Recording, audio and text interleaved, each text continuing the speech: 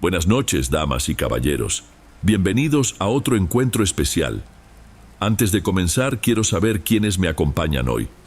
Comenten desde dónde están viendo y qué hora es por allá. Bueno, vayamos con el primer relato.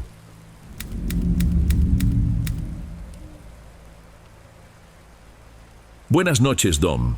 Mi nombre es Alana. Ya han pasado 6 años desde que Ricardo se fue, pero hay noches en que su ausencia todavía se siente como algo físico, un vacío en el lado derecho de la cama. Uno se acostumbra al dolor, a extrañarlo, pero nunca al espacio vacío que queda. Murió de una forma estúpida, violenta. Un asalto durante un viaje de trabajo. Y lo que me quedó fue una casa, un hijo de 6 años y una bebé con menos de un mes de vida. En aquella época yo funcionaba en automático. Mis días eran una niebla de biberones, pañales y de intentar explicarle a Leo por qué su papá ya no iba a volver a casa. Isaura, mi recién nacida, dormía en la cuna pegada a mi cama. Leo, pobrecito, venía a medianoche y se metía entre nosotras. Yo no tenía fuerzas para decirle que no. La verdad es que el calor de su cuerpecito me ayudaba a espantar un poco de aquel frío que no era por el clima. La casa, que siempre fue nuestro refugio, se había convertido en un lugar extraño. El silencio era lo más difícil.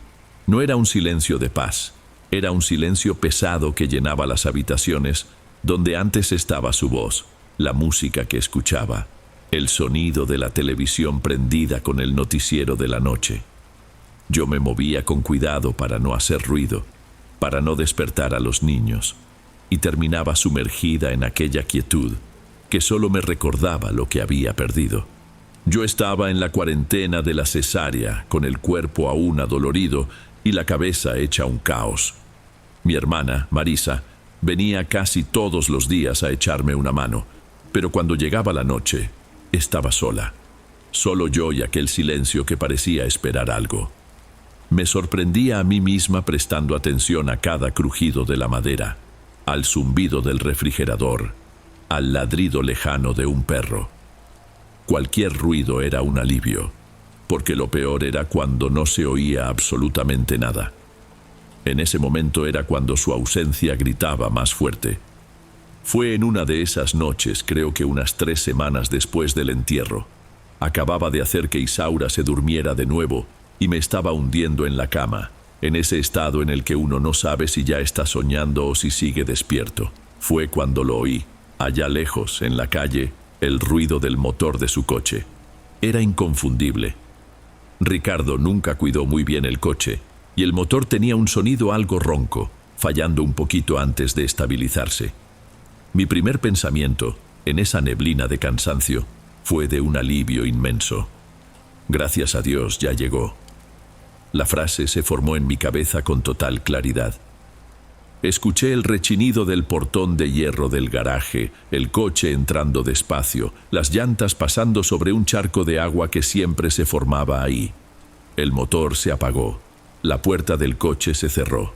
Enseguida, el sonido de la llave en la cerradura de la puerta de la sala. Todo en la secuencia exacta, en el tiempo exacto que él siempre tardaba. Sus pasos entraron en la casa, arrastraba ligeramente las chanclas en el piso frío, y entonces comenzó a silbar. Un escalofrío me erizó la piel. Era una manía suya, silbar bajito una melodía cualquiera, siempre la misma, cuando llegaba a casa por la noche. Yo seguí acostada, con los ojos cerrados, solo escuchando aquella rutina que me era tan familiar. El sonido de la televisión encendiéndose en la sala, con el volumen bajo. Probablemente el noticiero o algún partido de fútbol que pasaban tarde. Después, los pasos se dirigieron a la cocina. La puerta del refrigerador abriéndose, el ruido de un plato siendo colocado en el microondas, los pitidos del teclado numérico y, finalmente, el zumbido del aparato calentando algo. Todo normal. Todo exactamente como debía ser. Y fue ahí, mientras el zumbido del microondas resonaba en la casa silenciosa, que la realidad me golpeó. Fue como recibir un puñetazo en el estómago. Desperté de golpe. Ricardo estaba muerto. Él no estaba de viaje. Él no iba a volver. Nada de eso podía estar pasando. En el mismo instante, el microondas sonó, finalizando el ciclo, y los pasos recomenzaron. Esta vez, saliendo de la cocina y avanzando por el pasillo, en dirección a nuestro cuarto. Mi cuerpo no me obedecía. Quería gritar, quería levantarme, correr, pero estaba clavada en la cama. Lo único que pude hacer fue estirar el brazo y jalar a Leo más cerca, hundiendo su rostro en mi pecho. Mi otra mano fue hacia la cuna, sujetando el borde con tanta fuerza que me dolían los dedos. Los pasos se detuvieron justo frente a nuestra puerta. Me quedé mirando la perilla, esperando que girara. El mundo entero se había reducido a esa puerta cerrada y a lo que fuera que estuviera del otro lado. Un pensamiento se repetía sin cesar en mi cabeza, una súplica silenciosa. «Por favor, no abras, no me dejes ver, no voy a soportar si te veo». El tiempo se detuvo. No sé cuánto duró. Segundos, minutos.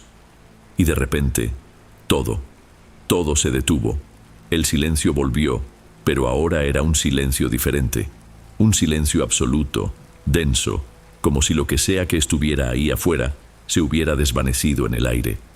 Pasé el resto de la noche despierta mirando la puerta, abrazada a mis hijos hasta que amaneció.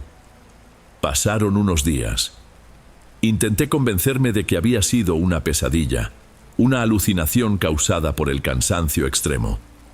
Uno se miente a sí mismo para poder seguir funcionando, ¿no? Tenía 2 niños que dependían de mí. No podía darme el lujo de desmoronarme o creer en fantasmas. La pesada rutina incluso ayudaba a empujar el episodio a un rincón oscuro de mi mente. Pero la realidad siempre encuentra una forma de darte una bofetada. Una tarde, sonó el teléfono de casa. Contesté con Isaura en brazos, meciéndola suavemente para que no llorara. Era Sergio, mi cuñado, el hermano mayor de Ricardo. Su voz siempre era un tanto formal, distante. Empezó con las preguntas de siempre, sobre cómo estaba yo, cómo estaban los niños. Respondí lo que se espera, que ahí la llevábamos, un día a la vez. Hubo una pausa, y yo ya sabía lo que venía. Alana, empezó con ese tono de quien va a dar una mala noticia. Sé que el momento es pésimo, de verdad, pero necesitamos empezar a ver los papeles de Ricardo. Sentí un nudo en el estómago. ¿Papeles? Sergio, no tengo cabeza para eso ahora. Lo entiendo, de verdad, insistió sin entender nada. Pero las cosas no pueden quedar separadas. Está la sucesión, los documentos de la casa, sus cuentas. Es un proceso molesto, burocrático. Mientras antes empecemos, mejor. Es por el bien de todos, principalmente de los niños. Unos días después apareció en casa con un abogado apilando documentos en la mesa de la sala. Esa frase, por el bien de los niños, sonó como una amenaza velada. Él no estaba preocupado por mí o por el futuro de mis hijos. Estaba preocupado por su parte.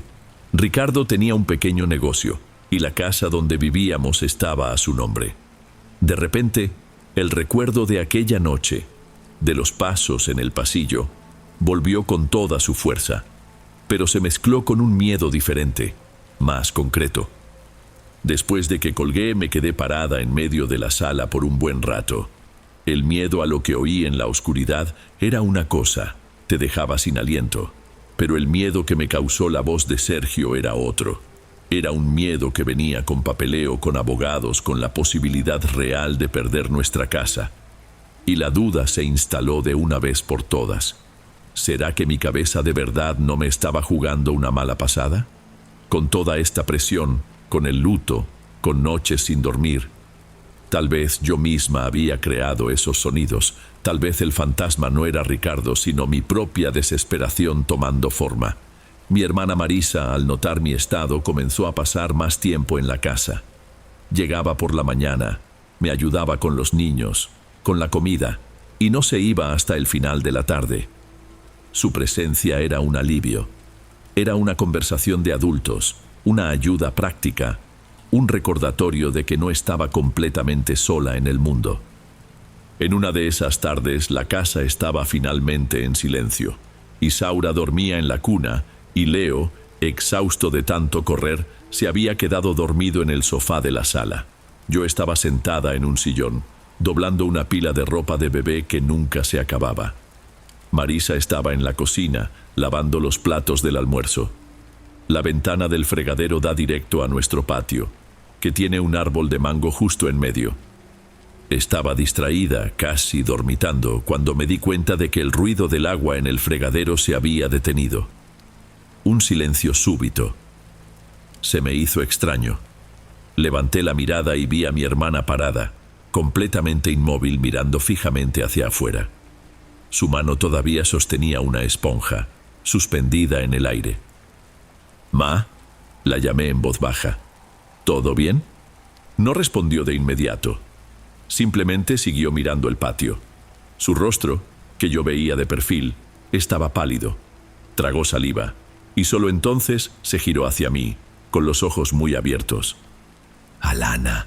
Su voz salió como un susurro. «Ricardo». Estaba ahí afuera. Sentí que se me revolvía el estómago. Me levanté de un salto tirando la pila de ropa al suelo. «¿Qué estás diciendo, Marisa?». Lo vi. Se acercó sujetando mi brazo. Su mano estaba helada. «Te lo juro por Dios, Alana». Salió de detrás del árbol de mango, con esa camisa de cuadros de siempre, y un viento frío, de la nada, recorrió el patio bochornoso. Se agachó, recogió unas frutas del suelo y después entró en el cuarto de lavado. El cuarto de lavado era una pequeña construcción al fondo del terreno. Casi no lo usábamos. Nos quedamos mirándonos por un instante, el miedo pasándose de una a la otra. Sin decir más, fuimos juntas hasta la puerta trasera. La abrimos y salimos al patio. El aire de la tarde estaba caliente y quieto. Caminamos despacio, una al lado de la otra sobre el pasto seco, hasta la puerta del cuarto de lavado. Estaba cerrada, como siempre. Con la mano temblando, giré la perilla y empujé. Estaba vacío. Solo la lavadora antigua cubierta con un plástico y algunas herramientas viejas de Ricardo recargadas en la pared. No había nadie. Volvimos adentro y nos sentamos en la mesa de la cocina, en silencio. La duda que me atormentaba se había deshecho. No era mi cabeza, no era estrés, no era una alucinación. Marisa lo había visto. Él de verdad estaba ahí, de alguna forma, y esa certeza era 1000 veces más aterradora que cualquier duda. Después de lo que vio Marisa, el miedo en la casa cambió de color. Ya no era una sospecha, era un hecho. No hablábamos mucho del tema. El aire se volvió más pesado, como si las dos estuviéramos atrapadas en una sala de espera aguardando la siguiente manifestación. Cada ruido de la casa, cada sombra por el rabillo del ojo, era un detonante. La confirmación de que aquello no estaba solo en mi cabeza, de alguna forma, lo empeoró todo. La siguiente vez no tardó, y vino de más lejos. Fue en la madrugada de un martes. El teléfono sonó alrededor de las 4 de la mañana. Una llamada a esa hora nunca es algo bueno. Mi corazón ya se había acelerado incluso antes de contestar. Vi el nombre en la pantalla. Tía Eliana. Era hermana de mi mamá, una tía que Ricardo adoraba. Contesté ya esperando lo peor. «¿Bueno? ¿Tía?». Del otro lado de la línea solo escuché un llanto bajo y entrecortado. «Tía Eliana, ¿qué pasó? ¿Sucedió algo?», pregunté sentándome en la cama. «Alana, mi niña». Su voz estaba temblorosa, casi irreconocible. Fue él, Alana. Era Ricardo.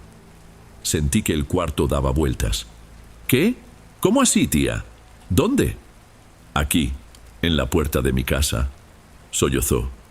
Oí que un coche se paraba en la calle. Se me hizo raro. Fui a la cocina por un vaso de agua y oí su voz llamándome desde el portón.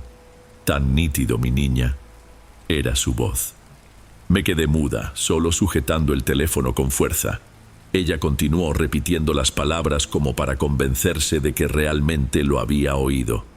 Decía: «Eliana, ábreme, por favor». Decía mi nombre. «Déjame entrar, es muy importante». Y me lo pedía otra vez, parecía tan afligido. «Ábreme, por favor, Eliana, déjame entrar. Mi tía contó que se quedó acurrucada en el suelo de la cocina, sin valor siquiera para asomarse por la ventana.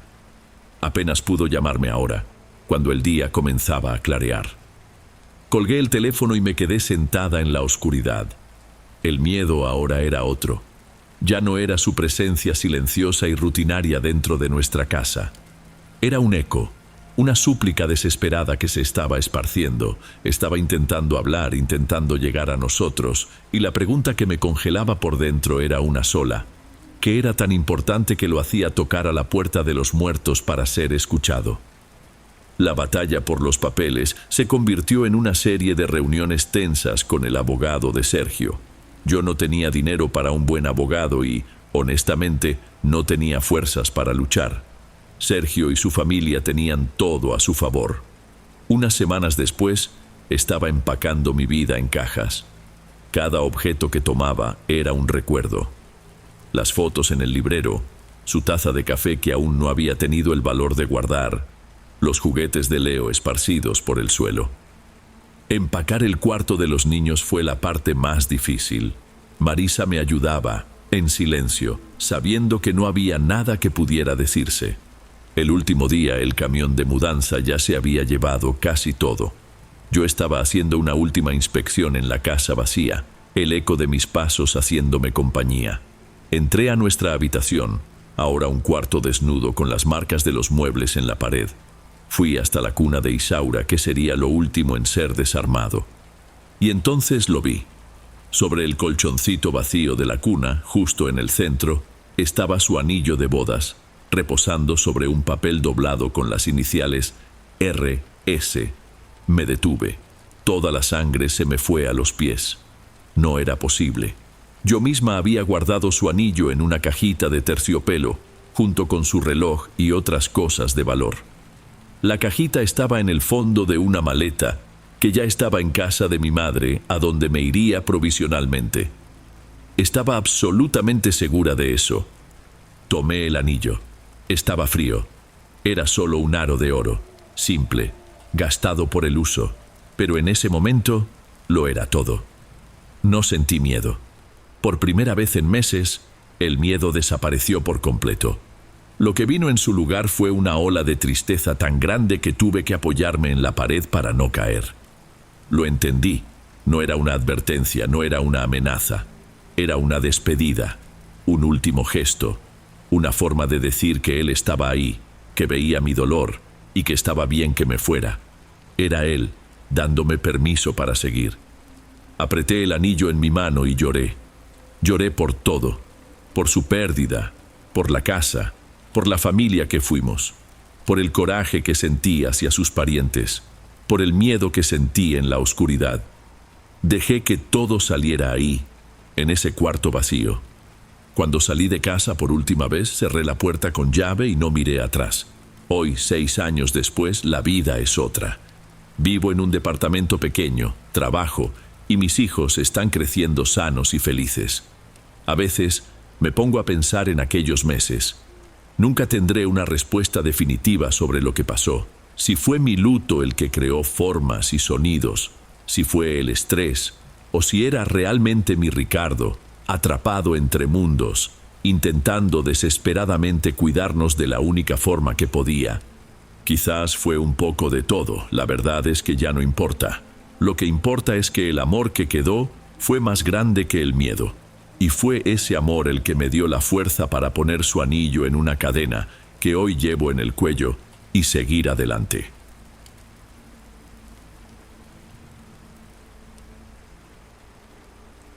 Antes de pasar al siguiente relato, asegúrate de estar suscrito al canal y de haber activado la campanita para recibir las próximas historias. Aprecio mucho tu compañía y tu apoyo hace toda la diferencia. Bueno, sigamos.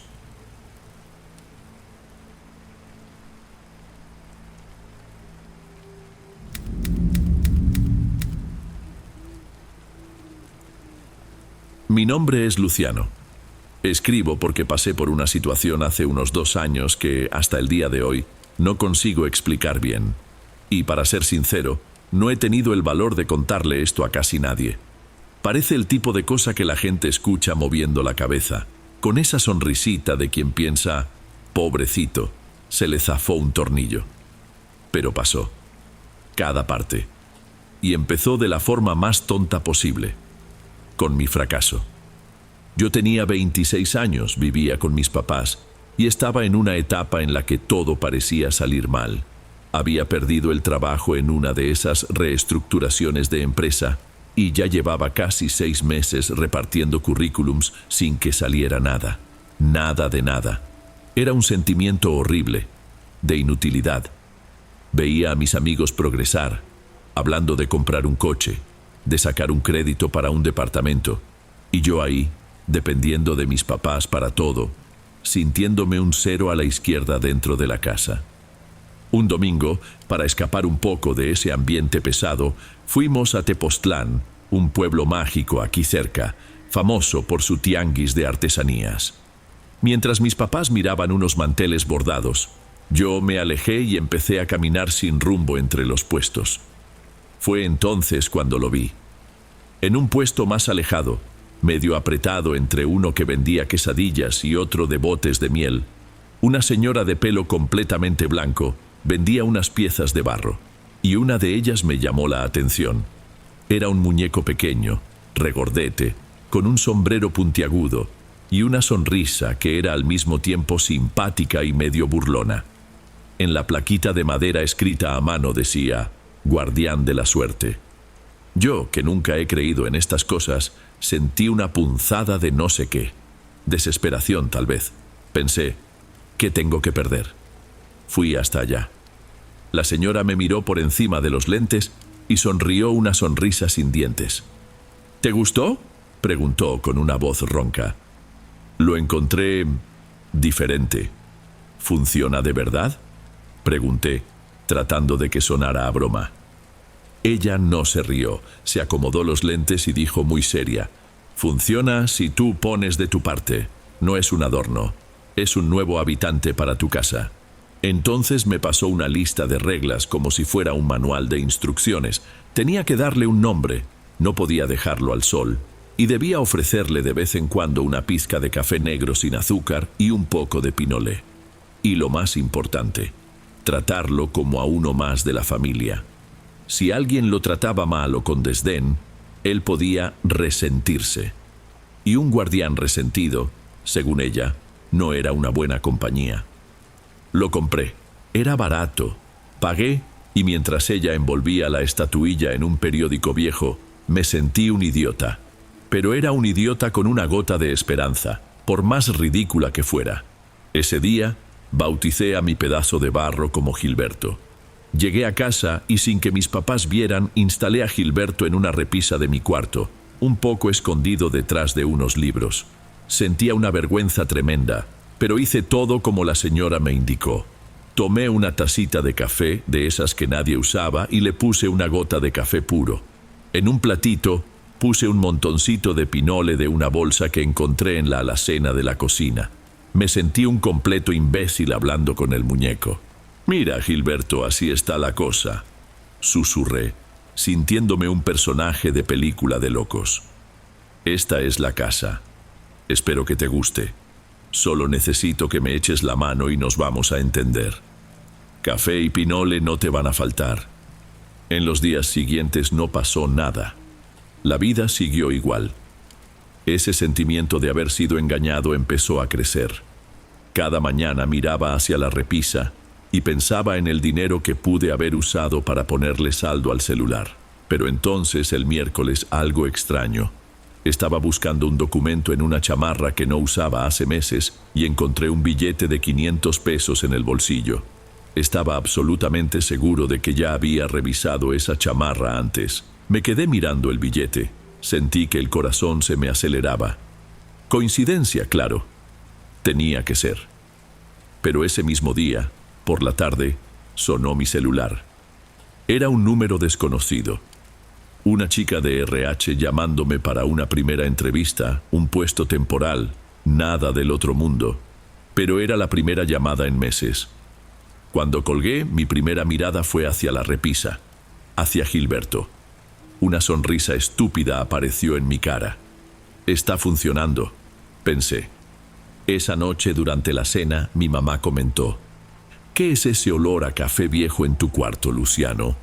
Mi papá, sin quitar los ojos de la tele, refunfuñó: «Debe ser el muñeco ese raro que compró en el tianguis. Lo vi cuando fui a buscar un desarmador a tu cuarto. Sentí que la cara se me ponía caliente». «Es solo una artesanía, papá. Y no huele a nada», respondí, quizás demasiado a la defensiva. La conversación murió ahí, pero la incomodidad quedó. Les parecía una tontería. Mal sabían ellos que el muñeco raro ya me había conseguido 500 pesos y una entrevista. Poco a poco, la vergüenza se convirtió en una especie de secreto, un pacto entre aquella figura de barro y yo. Lo que no sabía era que esa suerte me iba a costar cara, y el cambio vendría con intereses. La entrevista fue un desastre. El tipo que habló conmigo apenas me miró a la cara. Parecía más interesado en despachar rápido el asunto. Salí de allí con esa sensación amarga de tiempo perdido. La suerte que Gilberto supuestamente traía pareció desvanecerse en el aire caliente de aquella tarde. La frustración volvió con todo, y por unos días ignoré la estatuilla en la repisa. No le cambié el café, no volví a hablar con él. Si quería dar suerte, que trabajara bien. Lo sé, es un razonamiento infantil, pero así es como me sentía. La primera cosa realmente extraña ocurrió un lunes. Mis papás habían salido, y yo estaba solo en casa, en el patio de servicio, lavando unos tenis que estaban inmundos. Llevaba audífonos, con la música a todo volumen, concentrado en mi tarea. E incluso con el ruido lo sentí. ¿Saben esa sensación en la nuca cuando alguien te mira fijamente? Es algo casi animal. Me giré de golpe, mirando hacia la puerta de la cocina que daba al pasillo. Por una fracción de segundo, vi una sombra. No era una sombra proyectada, era algo denso, bajo, que pasó corriendo por el pasillo en dirección a las escaleras. Fue tan rápido que mi cerebro tardó en procesarlo. Lo primero que pensé fue: uno de los perros. Pero entonces miré hacia el patio, y los dos estaban allí, echados al sol, durmiendo. Ninguno de ellos había entrado a la casa. Mi cuarto tiene una ventana que da exactamente a esa área donde yo estaba. Sentí el impulso de mirar hacia arriba, y cuando miré, la cortina de mi ventana, que estaba cerrada, se movió. Fue jalada hacia un lado, solo una rendija, como si alguien estuviera espiando desde adentro, y luego volvió a su lugar. El sonido de la música en mis oídos desapareció. Lo único que escuchaba era mi propia sangre latiendo. Me quedé completamente inmóvil, con el cepillo en la mano, el agua del grifo corriendo. No había nadie en casa. Nadie. Y alguien acababa de espiarme por la ventana de mi propio cuarto. Fue ahí que la voz de aquella señora del tianguis volvió a mi cabeza. Si se resiente, no es una buena compañía. Y la otra regla: si hace travesuras, tienes que regañarlo, como si fuera un niño. No sé de dónde saqué el valor. Mis piernas se volvieron de trapo, pero marché hacia adentro. Subí las escaleras. Cada escalón era una lucha, y abrí la puerta del cuarto de golpe. Fui directo a la repisa y encaré al muñeco. «¿Cuál es tu problema, dije, la voz saliéndome más temblorosa de lo que quería. «Te pedí que no hicieras este tipo de bromas. Te pedí que no me asustaras». Tomé el platito con el pinole viejo y lo tiré a la basura. Cambié el café. Mis manos temblaban un poco. «A ver si te estás quieto, ¿entendido?». No hubo respuesta, claro. Era solo un muñeco de barro. Pero por alguna razón, después de decir aquello, el ambiente en el cuarto pareció aligerarse un poco. Solo un poco. Después del regaño, las cosas se calmaron por unas 2 semanas. Mantuve la rutina de cuidados con Gilberto, pero ahora era diferente. Ya no era por esperanza, era por miedo. Me despedía de él cuando salía y lo saludaba cuando volvía. Era un ritual para mantener la paz. Hasta que un día, con la prisa para no perder el autobús, se me olvidó. Salí corriendo, sin decir nada, sin mirar a la repisa. Pasé todo el día fuera, en casa de un amigo, tratando de olvidar mi vida por unas horas. Solo que no imaginaba que el precio de ese olvido llegaría esa madrugada. Era tarde, yo ya estaba acostado viendo el celular antes de dormir. Fue cuando oí a los perros en el piso de abajo. Empezaron a subir las escaleras, un ruido de uñas en el piso que no nos gustaba, porque tenían la manía de orinarse en el pasillo. Mi papá ya los había regañado tanto por eso, que ni se atrevían a pasar del 5.º escalón. Por eso me pareció extraño. De repente empezaron los ladridos, fuertes, y no era el ladrido normal de ellos, de cuando ven un gato en la barda. Era un ladrido desesperado, agresivo, un gruñido feo, de animal acorralado. Sentí más rabia que miedo, pensé que no me iban a dejar dormir. Ya me estaba levantando de la cama para ir a poner orden cuando un sonido diferente cortó el aire. No fue un grito, ni un silbido. Fue un chasquido seco, agudo, que resonó por toda la casa. Y en el mismo instante los perros se callaron, completamente. Oí el ruido de sus uñas bajando la escalera de nuevo, pero despacio, casi arrastrándose. Y después, un llanto bajo, un gemido de puro miedo viniendo del patio. Nuestros perros, 2 mestizos grandes y valientes que hacían correr a cualquiera, estaban aterrorizados por algo dentro de mi casa. Me quedé sentado en la orilla de la cama. El cuerpo no me obedecía. No era una parálisis, era una negativa. Algo dentro de mí gritaba que no me moviera. Respiré hondo y me volví a acostar, muy despacio, y me tapé hasta la cabeza de cara a la pared, dándole la espalda a la puerta. Fue la peor decisión que pude haber tomado. Empecé a oír la perilla de la puerta de mi cuarto girando, despacio, hacia un lado y hacia el otro. Alguien estaba intentando abrir, y entonces vino la risa. Una risita baja, nasal, como la de un niño que acaba de hacer una gran travesura y se está escondiendo. El sonido venía del pasillo, justo del otro lado de la puerta. Me encogí todo debajo de la cobija y empecé a llorar. Silenciosamente, sin hacer ruido, mientras rezaba todo lo que sabía tropezando con las palabras. No sé en qué momento me quedé dormido. Desperté con la luz del sol entrando por la ventana. No tenía valor para contar nada. Ya me imaginaba las respuestas de mi papá. Pero esa mañana él no estaba en casa. Mi mamá se sentó a la mesa de la cocina conmigo, sirvió el café y me miró de una forma que nunca había visto. Esa mirada de quien ha ensayado una conversación 1000 veces. «Hijo», empezó la voz baja y seria. Yo no quería creer, pero ya no se puede fingir.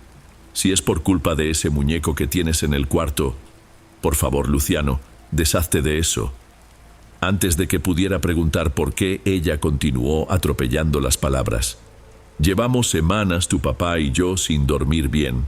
Escuchamos pasitos corriendo por el pasillo toda la noche. Risitas. Tu papá se despierta todos los días con un dolor en los hombros, como si hubiera cargado algo pesado toda la noche. Él no te dice nada, ya sabes cómo es. Pero está exhausto, apenas se puede mantener en pie. Y con su presión alta, tengo miedo de lo que esta falta de descanso le pueda hacer. Yo escuchaba aquello y sentí que el estómago se me hundía. Mi mamá, la persona con los pies más en la tierra que conozco, admitiendo que algo sobrenatural estaba pasando. Y peor, estaba atacando a mi papá, al escéptico, al que se burlaba. Quizás era por eso mismo. Su falta de respeto estaba atrayendo toda la rabia de esa cosa. El miedo que sentía se convirtió en otra cosa. Se convirtió en culpa. La culpa era un peso que no podía cargar solo. Ese mismo día, le llamé a mi novia, Tania, y le conté todo. Le solté la historia entera, desde el tianguis hasta la conversación con mi mamá esa mañana. Esperaba cualquier cosa, que se riera, que me mandara a un psicólogo. Pero su reacción fue de una preocupación calmada, que era casi peor. «Luciano, mírate», dijo, sosteniendo mi cara con ambas manos. «No has dormido bien en semanas. Estás agobiado con esto del trabajo. ¿No crees que pueda ser, ya sabes, ¿Cosa tuya? ¿Estrés? Tania, mi mamá lo escuchó. Mi papá está enfermo por esto. No es cosa mía. Lo sé, pero risitas, un muñeco. Amor, eso no tiene sentido. Fuimos a mi cuarto. Quería que viera al tal Gilberto. En cuanto entramos, le mostré la estatuilla en la repisa. Ella la miró con cara de quien analiza un bicho raro. Es solo un muñeco de barro, Rafa. Y en el momento en que terminó la frase, un carrito de madera que estaba en la misma repisa, un juguete mío de cuando era niño y que no había sido tocado en años, simplemente se desplomó. No se resbaló, fue empujado.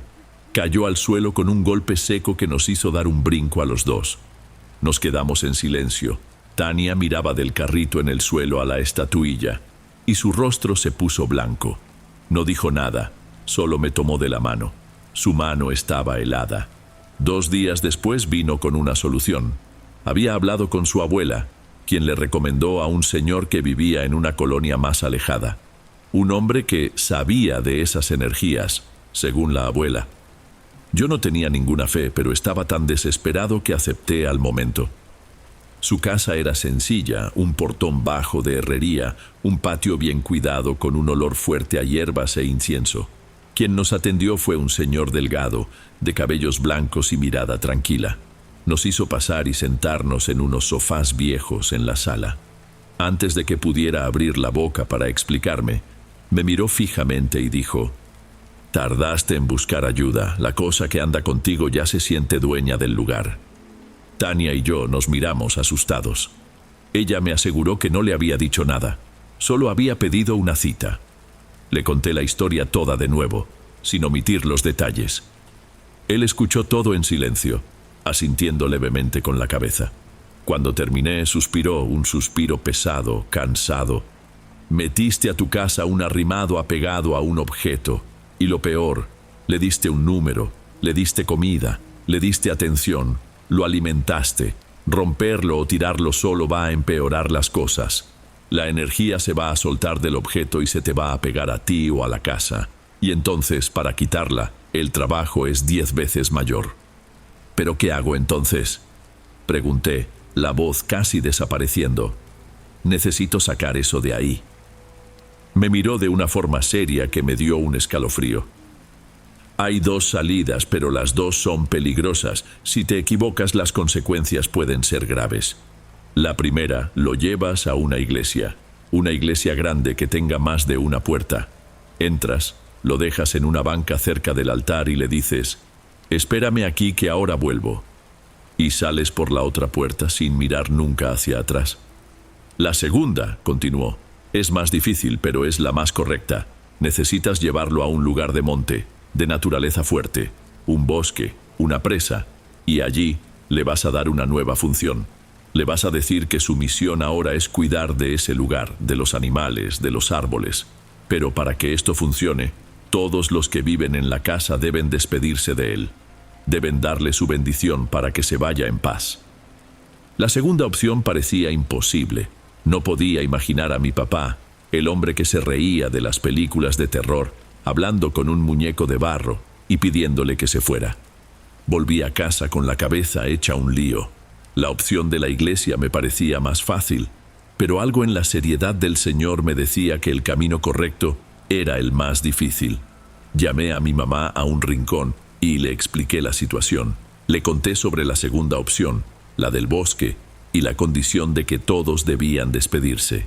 Vi la desesperación en su rostro. ¿Cómo iba a convencer a mi papá de hacer algo así? Ella solo dijo, con la voz cansada: «Deja que yo hable con él». Esa noche dejé la puerta de mi cuarto entreabierta y fingí que estaba dormido. Cada ruido en la casa parecía mucho más fuerte. Después de un rato, oí los pasos ligeros de mi mamá. Entró. Se quedó un minuto en silencio frente a la repisa y oí un susurro bajo, ininteligible. Después, el ruido de algo pequeño siendo colocado en el platito. Salió. Mi corazón latía fuerte. Quizás 10, 15 minutos después, oí otros pasos, más pesados, vacilantes. Eran de mi papá. Se detuvo en el mismo lugar. Se quedó en silencio por un tiempo que pareció no tener fin. Entonces, Oí su voz, un murmullo ronco, tan bajo que casi no se pudo escuchar. Vete en paz y déjanos en paz. Oí el sonido de semillas cayendo en el plato. En ese momento entendí la magnitud del hoyo en el que nos había metido. Mi papá, el hombre más terco y escéptico que conozco, estaba ahí, a media madrugada, despidiéndose de un muñeco de barro. Su miedo era más grande que su orgullo. Al día siguiente me levanté temprano. Puse a Gilberto, con el platito lleno de ofrendas, dentro de una caja de zapatos.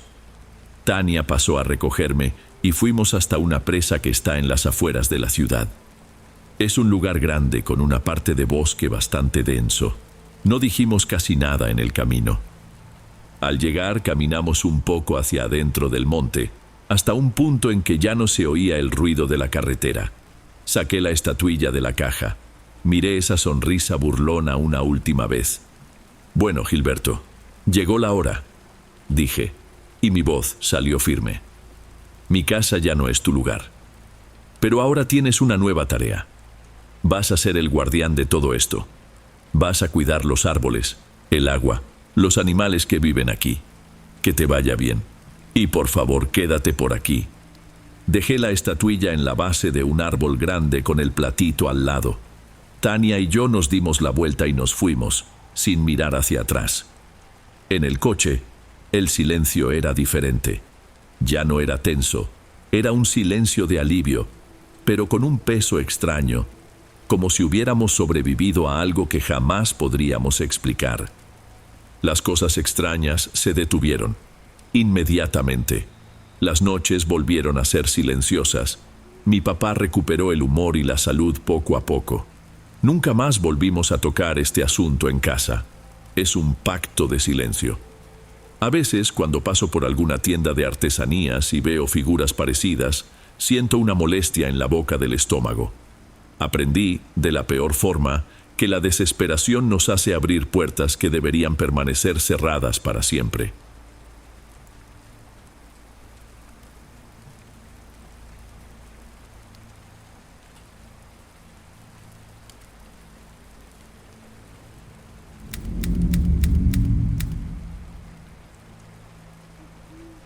Para ser sincero, el lugar donde vivo es bonito.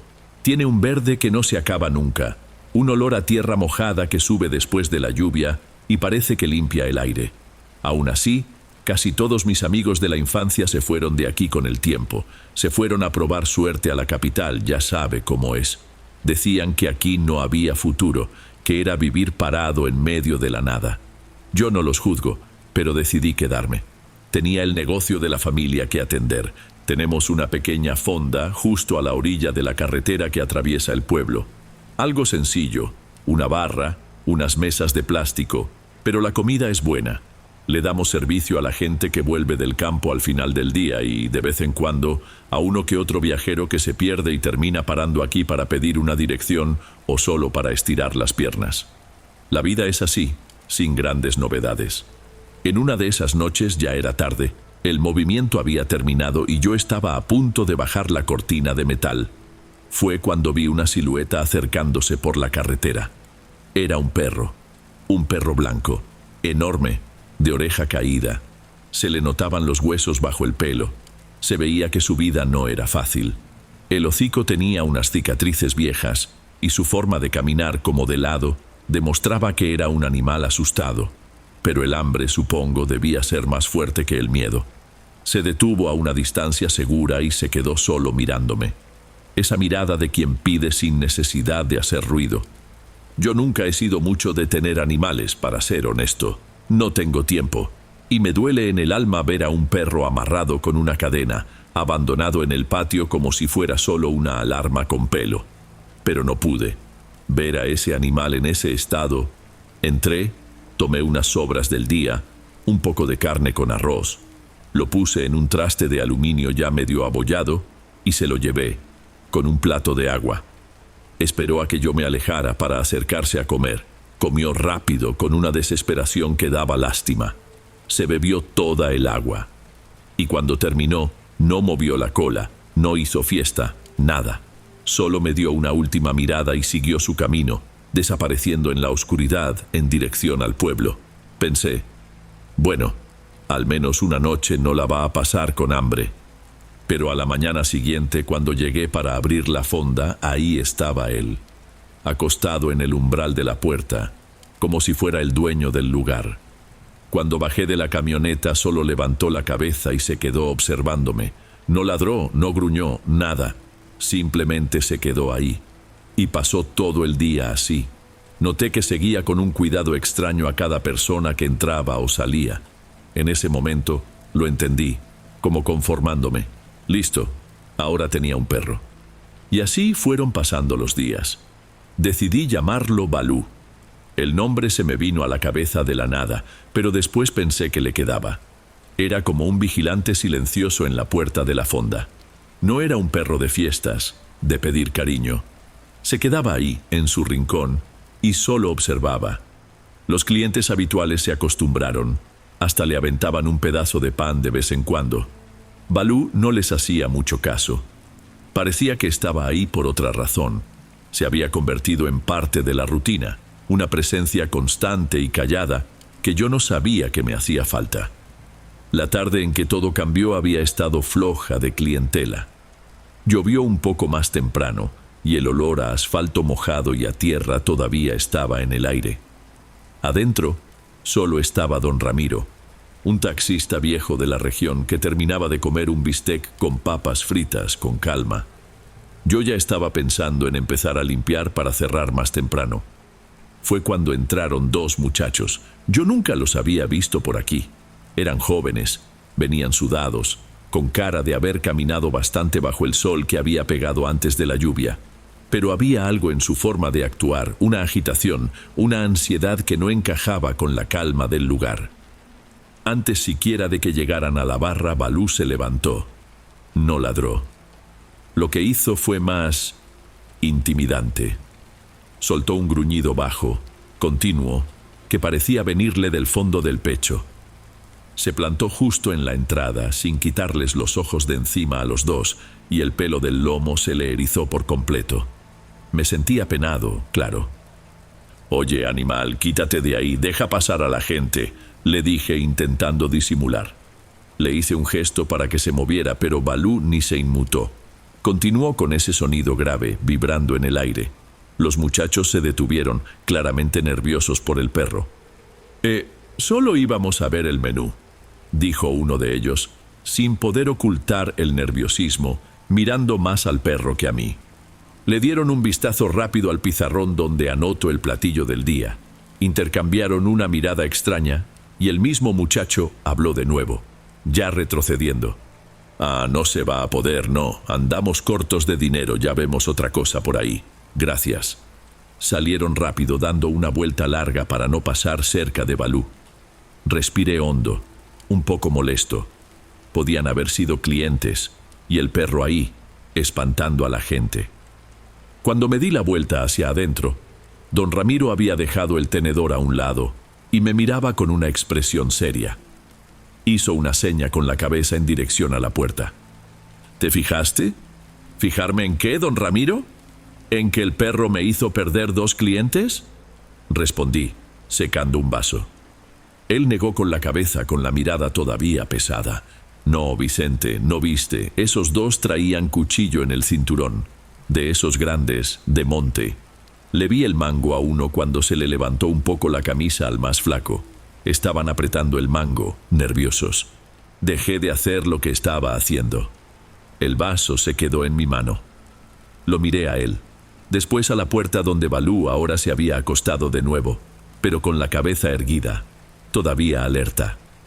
«Te iban a asaltar, muchacho. Se iban a llevar lo que tuvieras y mi dinerito también», completó con la voz baja. «Fue este el que nos salvó el pellejo. Les olió la maldad desde lejos. Esa noche le di el mejor pedazo de carne que tenía a Balú. Cuando cerré todo con llave y me preparé para ir a casa, no esperó ninguna orden. En cuanto abrí la puerta de mi vieja camioneta, tomó distancia y saltó a la batea. Se acomodó en una esquina y se quedó ahí, quieto. Fue la primera vez que hizo eso. Y mientras yo manejaba por la carretera oscura, con él allá atrás, lo entendí. No solo me había conseguido un perro, me había conseguido un guardián. Los años pasan de una forma que uno ni se da cuenta. La vida de quien atiende un negocio pequeño es así, un día pegado al otro. Y la rutina con Balú se volvió mi propia rutina. Por la mañana ya me esperaba afuera de la casa, nos íbamos a la fonda en la camioneta, él pasaba el día en su puerta y de noche volvíamos. Un guardián fiel. Nunca más tuve problemas con gente rara y aprendí a confiar en su instinto. Si Balú le gruñía a alguien, yo ya me ponía alerta. El tiempo que fue bueno para mí, sin embargo, fue pesado para él. El pelaje blanco comenzó a tomar un tono amarillento en algunas partes. Se volvió más lento para levantarse. Los huesos ya le reclamaban. El salto para subir a la batea, que antes era un solo movimiento, se convirtió en un esfuerzo. Primero intentaba 1, 2 veces. Después empezó a quedarse parado, mirándome, esperando. Le hice una rampita de madera. Una cosa tosca, pero que me sacaba del apuro. Mis amigos, los pocos que todavía quedaban y pasaban por ahí, me echaban carrilla. Decían que trataba al perro mejor que a la gente. Quizás era verdad. Hasta que un día se fue. Fue al final de una tarde de martes. Yo estaba cerrando las cosas. Le llamé para que nos fuéramos y nada. Se me hizo raro. Salí a buscarlo y lo vi, de espaldas, caminando lento por el acotamiento de la carretera. El mismo camino por donde había llegado tantos años antes. «Balú, oye, Balú», le grité. No se dio la vuelta. Continuó su paso, lento y decidido, y desapareció en una curva. No me desesperé en el momento. Pensé que había ido a hacer sus cosas, que tal vez en un rato volvía. Él sabe el camino a casa, me decía a mí mismo. Pero la noche llegó y nada. Esa noche casi no dormí. Dejé la rampa en la camioneta, la puerta de la batea abierta. Puse comida y agua fresca afuera de la puerta de la casa. Yo sabía que si volvía, me esperaría ahí. Pero cuando amaneció, la comida estaba intacta. El silencio dentro de la casa era pesado. En la fonda, el vacío en la puerta era un hoyo que no podía ignorar. Pasé los días siguientes en una angustia sorda. Después del trabajo, agarraba la camioneta y recorría kilómetros por la carretera, con las luces altas, llamándolo. Le pregunté a todo el que conocía, a camioneros, a la gente de los ranchos vecinos. Nadie lo había visto. La esperanza fue disminuyendo. Aún así, por casi 2 semanas, cada santo día seguí dejando el traste con comida y agua afuera. Yo sabía que era inútil, pero no podía parar. Era como si al parar estuviera rindiéndome con él por completo. Pasaron unas 3 semanas. A esas alturas ya había perdido la esperanza. Había guardado el traste de la comida y la rampita de madera. El vacío en el pecho seguía ahí, pero la vida exige que uno continúe, ¿no? Me acostumbré al silencio. Era una noche de viernes. Me había quedado hasta más tarde para hacer un inventario. Cuando por fin terminé, apagué las luces de la fonda y salí. El único ruido era el de los grillos y el de la cortina de metal bajando lentamente. Fue cuando lo vi. Sentado del otro lado de la carretera, bajo la luz amarillenta y débil del único poste que hay ahí. La silueta blanca era inconfundible. Sentí un alivio tan grande que las piernas me temblaron. Era él. «¡Balú!», le llamé con la voz entrecortada. «¡Regresaste, mi amigo!». Fui en su dirección esperando que viniera corriendo, todo torpe como era él, pero no se movió. Se quedó ahí, sentado, solo mirándome. Me acerqué más, y él se levantó, pero dio unos pasos hacia atrás, manteniendo la distancia entre nosotros. Aquello me dio un escalofrío de una forma extraña. «¿Qué pasa, animal? Soy yo, Vicente». Llegué a unos 5 metros de él y me detuve. La luz del poste le daba en los ojos, pero no era el mismo brillo. Había algo quieto, de vidrio. Su mirada parecía más enfocada, más inteligente, pero de una manera fría. Era como mirar a una persona extraña, no a mi perro. Nos quedamos ahí mirándonos fijamente por un buen rato. Yo, sin entender nada, y él, completamente inmóvil. Decidí no forzar. Tal vez estaba enfermo, asustado. Regresé a la camioneta, abrí la puerta del conductor y me subí. Y entonces pasó lo más extraño. Le dio la vuelta al vehículo y con un salto que no le veía dar en años, subió a la batea. El sonido de sus patas golpeando el metal fue exactamente el mismo de siempre. Manejé a casa con 1000 cosas en la cabeza. La alegría había dado paso a una confusión enorme, a un mal presentimiento que no sabía explicar. Al llegar a casa, saltó hacia afuera antes incluso de que yo apagara el motor por completo, y en lugar de irse al porche como siempre hacía, empezó a oler cada rincón del patio, cada arbusto, cada maceta, como si nunca hubiera estado ahí antes. Después, se fue directo a su casita de madera, entró y se acostó en la oscuridad. Me quedé parado en la puerta de la casa mirando. Lo único que podía ver eran sus 2 ojos brillando desde adentro. Un brillo fijo, que no parpadeaba. Pensé, mañana sin falta lo llevo al veterinario. Debe tener alguna enfermedad. Pero mientras cerraba la puerta con llave, una mala sensación se instaló en mi pecho. Aquello que estaba allá afuera, en mi patio, se parecía a Balú. Pero mi corazón me decía que no lo era. No dormí bien esa noche. Estuve dando vueltas en la cama. Oía cada crujido de la casa. El viento en el techo, el crujido de la madera. Intentaba convencerme de que era solo mi cabeza, que la preocupación por Balú me estaba poniendo así. En algún momento creo que me quedé dormido, y fue en ese intermedio, entre el sueño y la vigilia, que lo oí. Un ladrido. Era el ladrido de Balú, inconfundible. No el gruñido de advertencia, sino ese ladrido medio ahogado que daba cuando estaba soñando. El sonido vino de afuera, del patio. Abrí los ojos en la oscuridad del cuarto. El sonido se detuvo. Todo quedó en silencio de nuevo. Un silencio pesado.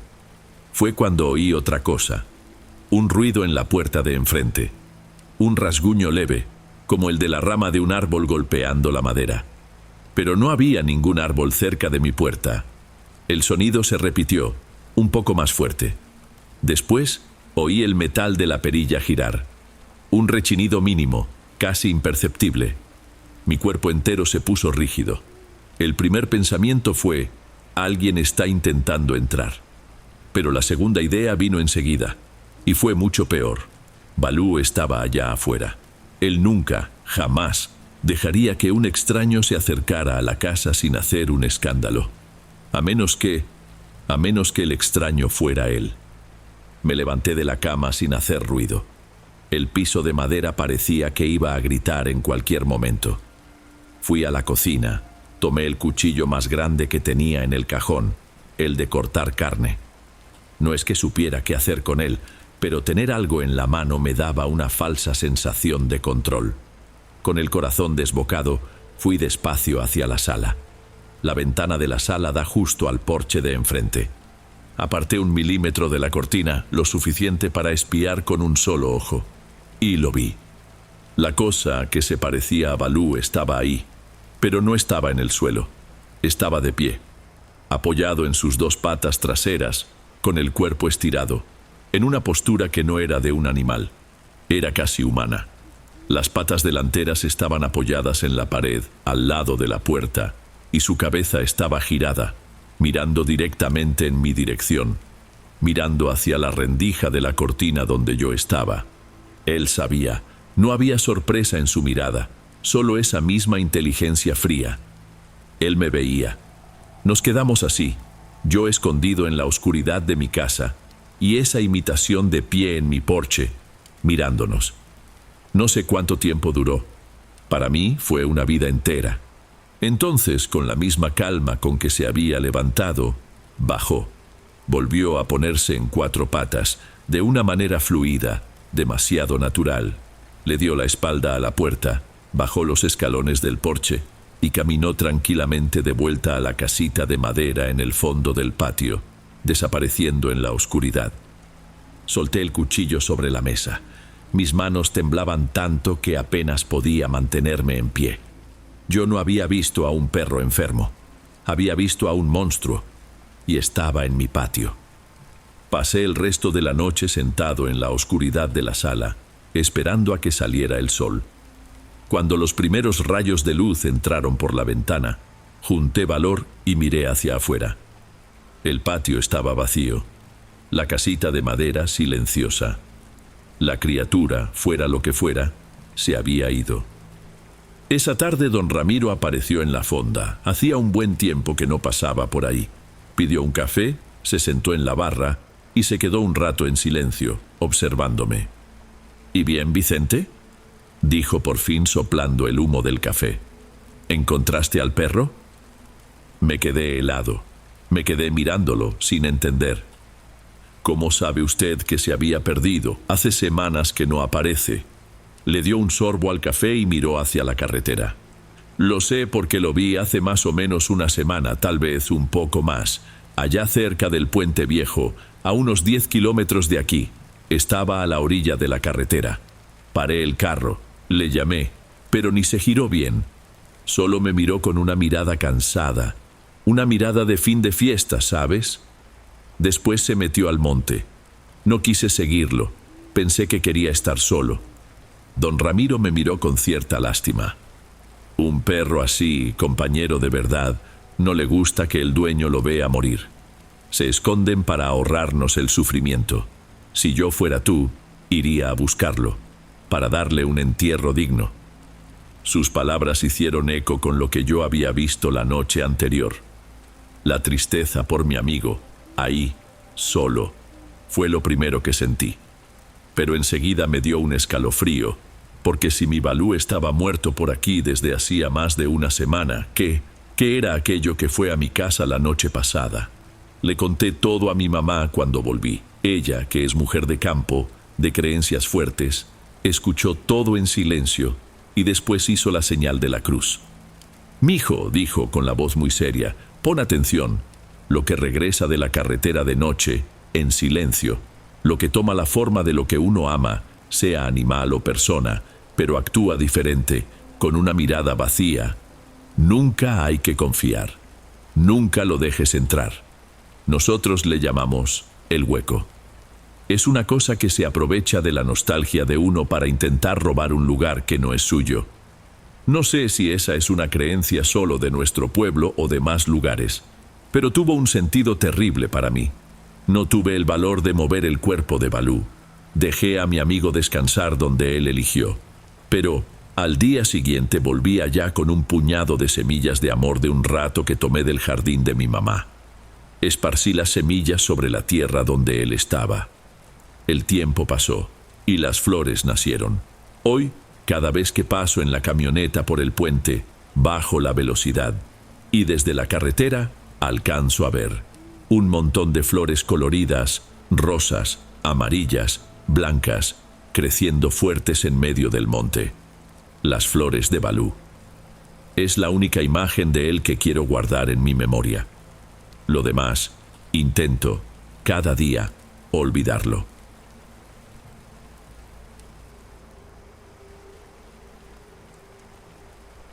Bueno, amigos, estos fueron los relatos de hoy. Espero de corazón que les hayan gustado. Subo nuevos videos todos los días y me dará mucho gusto verlos en los próximos. Ahora en la pantalla les dejo otros 2 buenos videos que seguro les encantarán. Un abrazo de Dom y nos vemos por allá.